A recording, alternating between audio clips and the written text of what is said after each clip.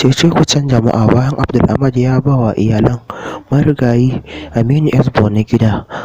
To game da cece-kucen, Aisha Humaira ta fito ta yi bayani dalla-dalla ta kuma faɗi gaskiyar abin da ke faruwa. Ku kasance da mu domin saurara. Amma idan wannan shine farkon ziyartar ka wannan channel tamu mai albarka, ka tsaya ka danna mana subscribe da alamar like.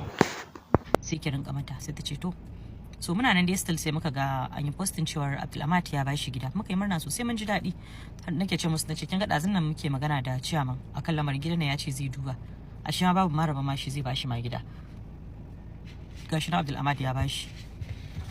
To wajen da Abdulhamid ya bada gidan, to Aminu yana wajen sakataren shi ciyaman Rarara, sai yake cewa to ciyaman ya ce shi kuma zai ɗauki nauyin karatun 'ya'ya. So ya faɗi hakan ne saboda ya san yana ɗaya daga cikin kila abubuwan da zai iya ko kuma abubuwan da ya saba yi, tunda ba malamin Esbona bane mutum na farko da ya rasu ba, akwai wanda ya rasu kuma an ci gaba da ɗaukar nauyin karatun 'ya'yan shi. Ina jin yanzu mutumin ya fi shekara 2 da rasuwa in ban manta ba, wani bawan Allah ne.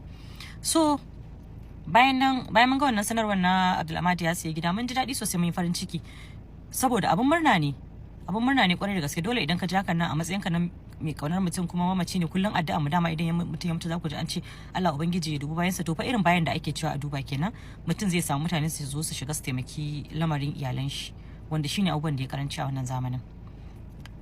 Sai kuma abu na biyu, bayan na dawo gida da daddare, dan daga nan gidan sama din mun dade sosai, na ma dauke ta na kai ta asibiti aka mata allura, na aje su zubi, sannan na dawo gida. Kafin in dawo gida wajen 11 da na zo gida na duba wani takarda aka kawo, sai na ga takarda, ashe Allah sarki takardan gidan nan ne ya bada a kawo min. Na dauka na duba, sai na dauki abin a Snapchat, kamar na san surutai zai biyu bai, sai na yi wa takardan snap haka, sai na tura wa ciyaman a snap din da time a jiki da date da komai.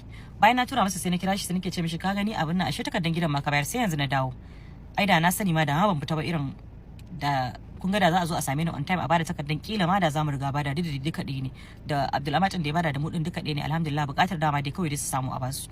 Na dauka na tura mishi, yana nan snap din, Allah ya sa yana nan, kuma time da date din jikin snap baya canjawa, ba a ƙarya da shi.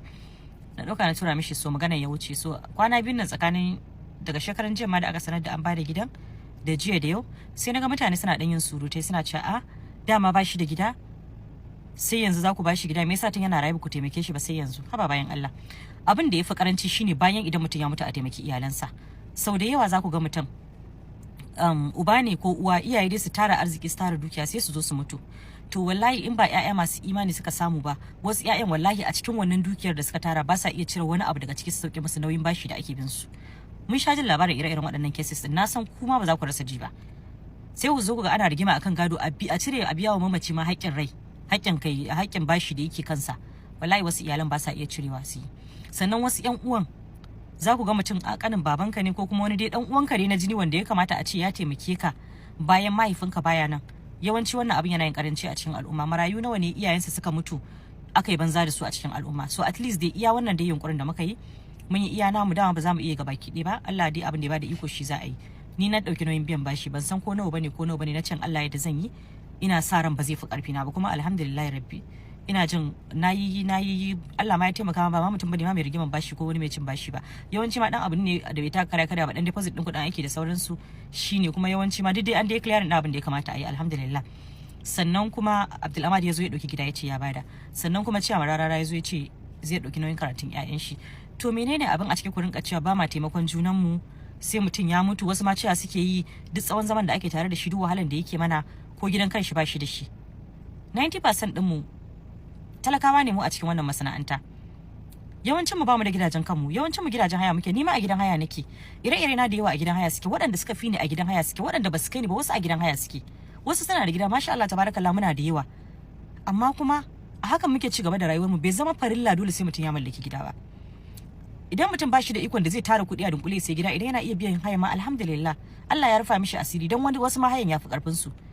Kuna cewa irin ai mutum tuntuni ba a taimake shi ba sai da ya mutu. Taimako bayan mutuwan wani sa'in dan adam ya fi bukatar sa, wallahi ya fi bukatar sa ka taimake shi a daidai wannan lokacin. Sannan dan kana tare da mutum ko kuma dan kana aiki da mutum, ba shine fa zai sa ya zama responsibility din mutum yana kanka ba. Idan kana da iko kana tare da mutum, kyautatawa tana da daɗi. Yi dai kokarin ka kira mutum aiki ko kuma ka saka mutum wani aiki a bangaren sa, aikin sa, kai kokari ka biya shi haƙin sa. Idan ka masa ka gama mishi komai, ka ba mutum aiki kuma ka biya shi haƙin sa. sannan kyautata tana daɗi idan kana da shi yana da kyau ka kyautata masa a matsayin shi na wanda yake tare kai da fata kuma yake kyautata maka kuma yake kokari ya ga cewa ya tsaya kai da fata akan abin ka dan ka masa alkhairi babu laifi amma kuma rashin yin ma bai zama laifi ba so dan ba mu taimake shi yana raye ba ku a ganin ku kenan shi baya nan ba za mu ci ga abin da muka masa ba ba za mu zo mu ce ai gashi ba kawai dai tunda Allah ya ba mu iko mun taimake shi bayan nan fa lillahi alhamdu Allah ya ba mu sauran ƴan uwanmu su ma ikon ci gaba da taimakon wasu mu ma